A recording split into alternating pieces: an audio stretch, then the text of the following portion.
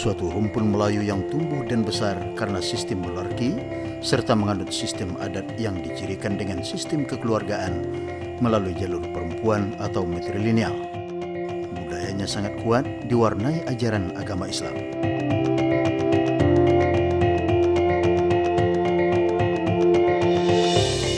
Islam masuk ke Minangkabau mendapati suatu kawasan yang tertata rapi dengan apa yang disebut adat, yang mengatur segala bidang kehidupan manusia dan menuntut masyarakatnya untuk terikat dan tunduk kepada tatanan adat tersebut.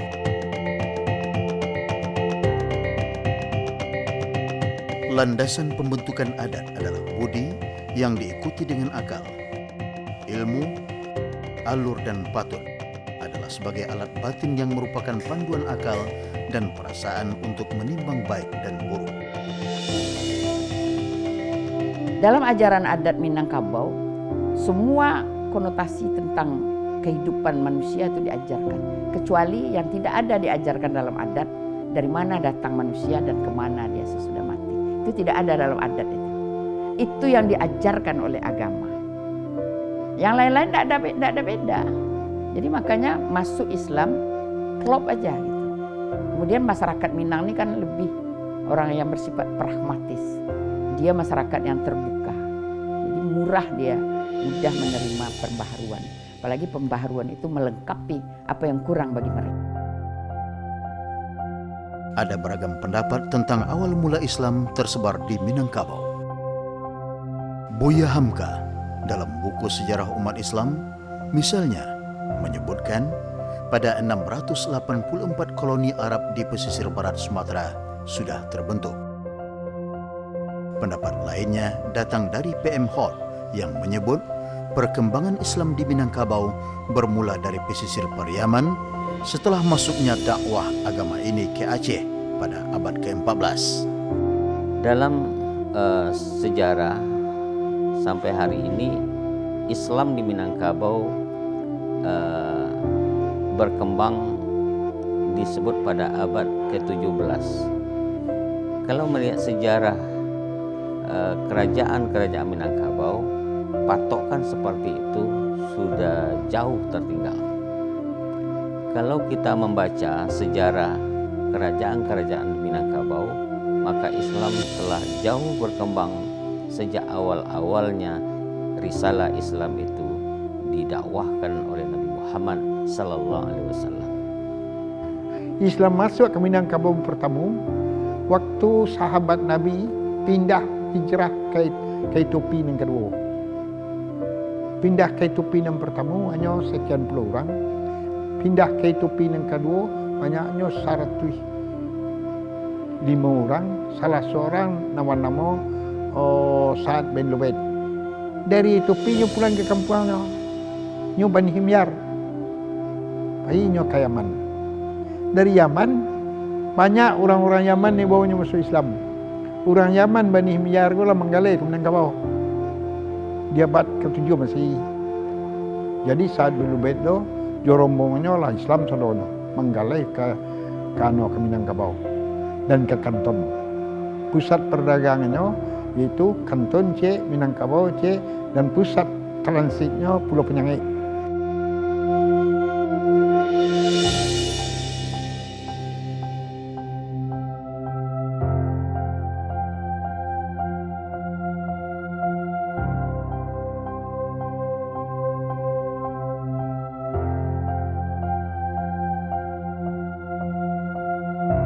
Jadi kalau kita lihat sebenarnya waktu Aditya Warman itu sebenarnya masyarakat Islam sudah ada di Minangkabau. Bahkan dari temuan-temuan terakhir itu Islam itu selagi masih Nabi masih ada, sudah ada sahabat-sahabat yang datang kemari untuk menyebarkan Islam. Jadi berarti pada abad 600-an, 625 lah, Nabi kan masih hidup itu waktu itu. Bahkan ada yang mengatakan Ali itu sahabat Nabi atau menantu Nabi pernah datang kemari. Dan itu bukti-bukti dari sahabat Nabi yang datang itu di Barus. Barus itu sebuah kerajaan yang berkaitan dengan kerajaan Pagaruyung.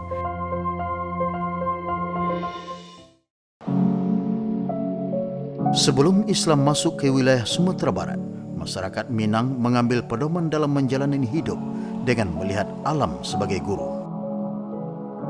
Mereka menggali nilai-nilai yang diberikan alam untuk dijadikan landasan hidup. Ketika agama Islam masuk, masyarakat Minang dapat dengan mudah menerimanya karena ajaran Islam sama sekali tidak bertentangan dengan nilai-nilai yang sudah dianut oleh masyarakat Minang itu sendiri.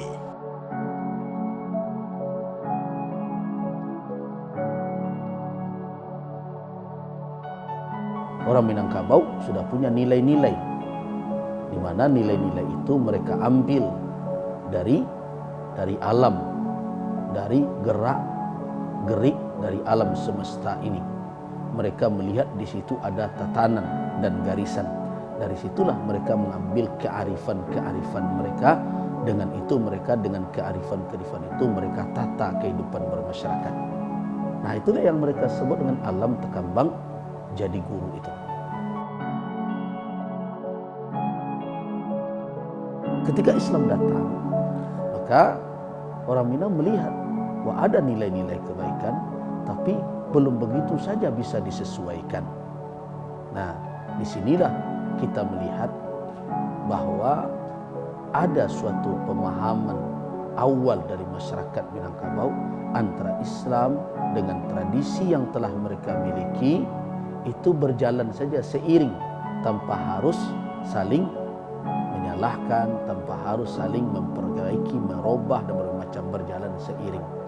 Nah, di sini kita temukan makna dari pepatah adat yang mengatakan adat dan syarak itu bagaikan awu dengan tabiang, sanda menyanda keduanya. Kalau kita analisa secara keislaman, tentu tidak mungkin syarak bersandar kepada adat, karena syariat itu tegak dan dia sempurna. Tetapi dalam proses dakwah tidak bisa serta-merta bagikan membalikkan telapak tangan. Maka inilah periode awal Islam masuk ke Minang.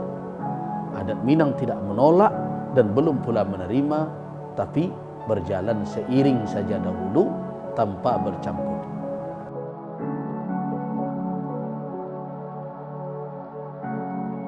Nah, jadi sebenarnya adat bersandi syarak bersandi kitabullah adalah periode awal.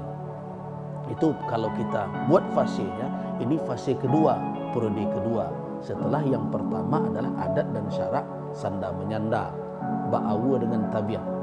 Nah, sedangkan fase kedua mencoba menyatukan, yaitu seperti orang Minang membuat rumah, di mana sandi dimasukkan kemudian. Orang Minang kalau membuat rumah, dia dirikan dahulu tiang, kemudian ditegakkan rangka dan bermacam, baru kemudian diangkat tiang itu dan dimasukkan sandi ke bawahnya. Nah, teori ini merupakan suatu langkah untuk menyatukan supaya jangan berlain juga lagi tempat tegak antara dua ini, syarak dengan adat. Maka sekarang disatukan. Tapi ingat, ABS SBK, adat bersandi syarak bersandi kitabullah, falsafahnya bagaikan tiang dengan pondasi. Dia tidaklah satu, malah dari sisi jenisnya berbeda, yang satu batu, yang satu kayu, dan dia tidak menyatu, tetapi berada dalam satu tempat.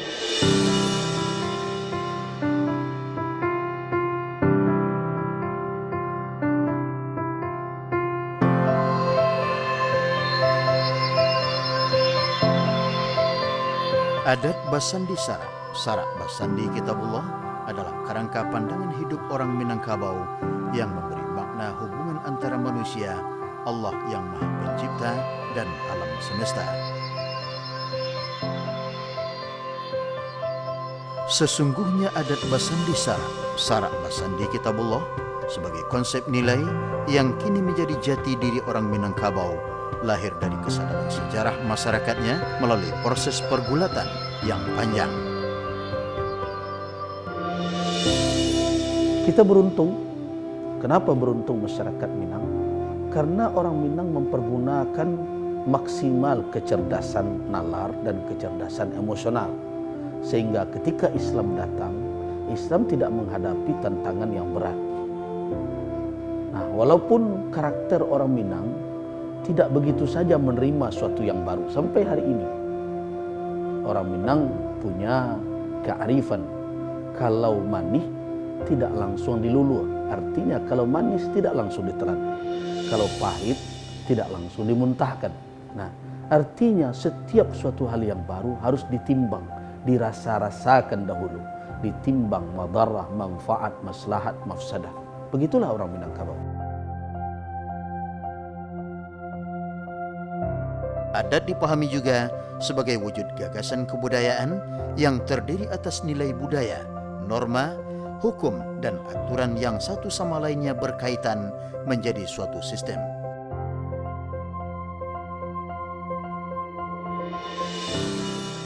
Semenjak masuknya Islam ke dalam kehidupan masyarakat Minangkabau, terjadi titik temu dan perpaduan antara ajaran adat dengan Islam sebagai sebuah sistem nilai dan norma dalam kebudayaan Minangkabau yang melahirkan falsafah adat Basandi Sarak, Sarak Basandi Kitabullah.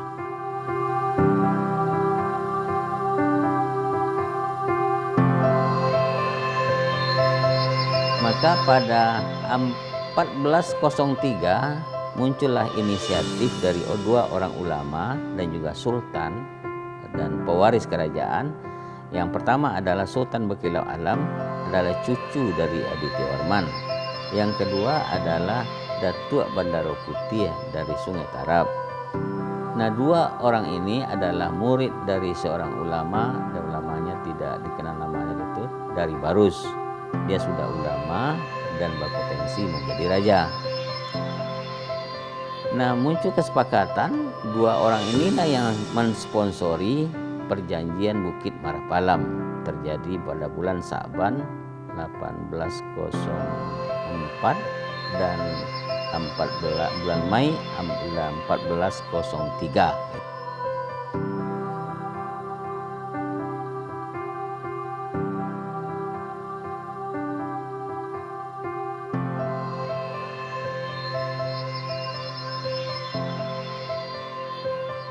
Sumpah Marapalam go ada 7 suruhan.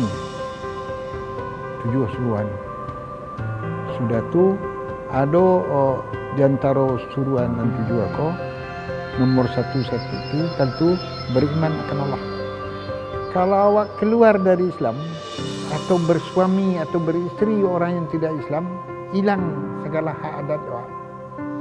Isi perjanjian Bukit Marapalam itu yang dinyatakan sebagai sumpah dan hasilnya dijadikan sebagai undang-undang adat Minangkabau, dan undang-undang itu dianggap undang-undang dasar menjadi pedoman awal dari Kesultanan Minangkabau Darul Qorar di Pagaruyung, disingkat dengan Kesultanan Pagaruyung. Nah, itu undang-undangnya. Nah, kemudian isi undang-undang adat yang menjadi Sumpah Satya Marapalam itu intinya adalah ABS-SBK, Adat Basandi Sarak, Sarak Basandi Kitabullah. Berarti sandi adat itu adalah Islam. Nah, itu janji, itu komitmen, itu konsensus, dan konsensus itu menjadi filosofi. Untuk memahami ABS-SBK itu perlu kita memahami karakteristik dari dua hal. Yang pertama adalah karakter dari dakwah Islamiyah. Yang kedua adalah karakteristik dari masyarakat Minangkabau yang telah ada sebelum dakwah Islam sampai ke ranah Minang.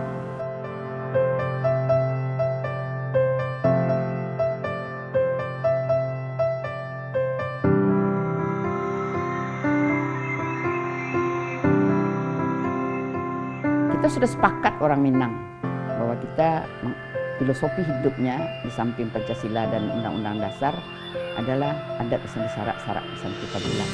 Pada prinsipnya adagium itu ABS-SBK, orang memendekkannya. Apapun yang kita lakukan orang Minang itu harus yang sesuai dengan apa yang difatwakan oleh syariat agama Islam. Itu. Jadi kesenian misalnya, pakaian atau segala macam lah dalam segala aspek kehidupan harus mengacu kepada apa yang dikatakan oleh agama Islam. Itu.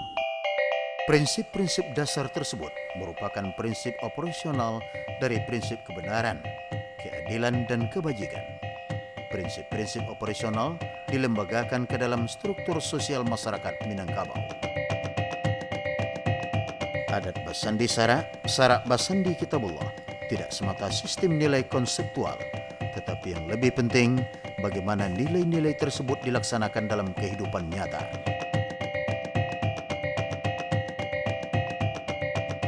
Sistem nilai yang berhubungan dengan struktur kultural berupa struktur kognitif atau pengetahuan dan efektif atau perasaan.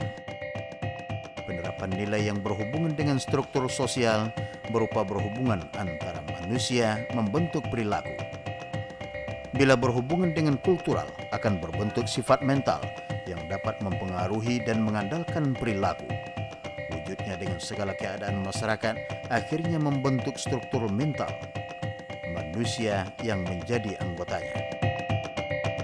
Mari kita fahami bahwa kemanapun Islam datang, bukan hanya ke Minangkabau, bahkan ke kota Makkah sendiri yang merupakan tempat kelahiran cahaya Islam yang dibawa oleh Rasulullah Muhammad SAW, tidak ada dakwah itu yang menemui ruang hampa. Dakwah itu bertemu dengan manusia yang telah memiliki nilai-nilai peradaban. Terlepaslah peradaban itu nanti benar atau tidak benar, tapi tidak bertemu dengan ruang hampa. Bukan hanya di ranah Minang, dimanapun.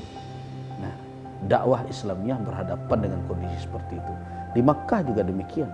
Orang Makkah sudah punya tradisi, sudah punya budaya, punya adat istiadat, kebiasaan.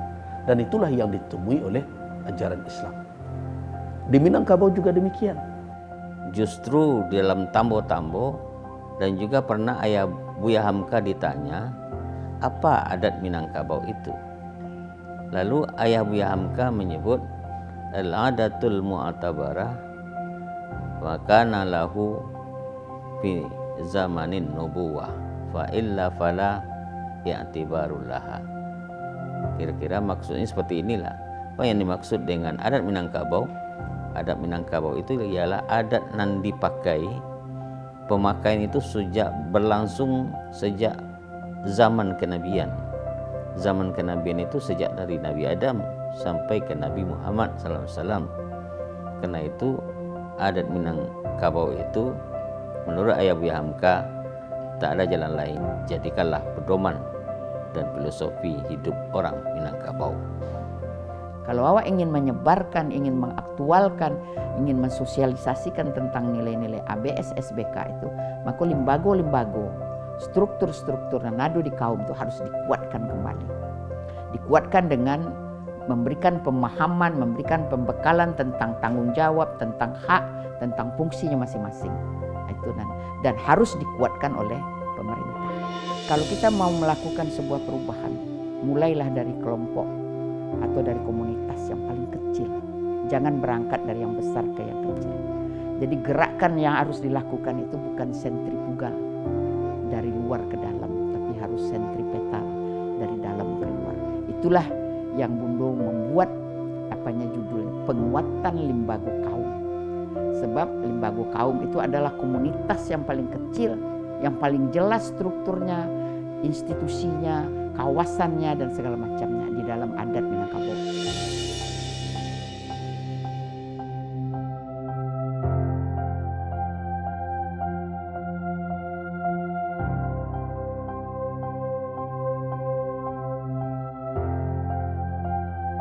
Adat Basandi Sara Basandi Kitabullah bertujuan untuk memperjelas kembali jati diri etnik Minangkabau sebagai sumber harapan dan juga kekuatan yang dapat menggerakkan ruang lingkup kehidupan dan juga menjadi tolak ukur untuk melihat dunia Minangkabau dari ranah kehidupan berbangsa dan bernegara dan dalam pergaulan dunia. ABS SBK adalah merupakan tuntunan kita bagi masyarakat Sumatera Barat, khususnya Minangkabau ini. Di dalam kehidupan kita, baik kehidupan sosial kemasyarakatan, di dalam pemerintahan, apapun yang kita laksanakan, tentu kita berdasarkan kepada adat Basandi Sara Basandi Kitabullah. Hal ini juga tertuang dalam misi Sumatera Barat yang meningkatkan tata kehidupan yang harmonis, agamais, beradat, dan berbudaya berdasarkan falsafah adat Basandi Syara, Sara Basandi Kitabullah. Mari kita masyarakatkan ABS SBK ini kepada seluruh masyarakat Sumatera Barat, kepada generasi penerus kita, generasi muda, generasi milenial, agar mereka memahami tentang adat Basandi Syara, Sara Basandi Kitabullah. ABS SBK merupakan salah satu upaya Sumatera Barat dalam mewujudkan visi Sumatera Barat, yaitu terwujudnya masyarakat Sumatera Barat yang madani dan sejahtera.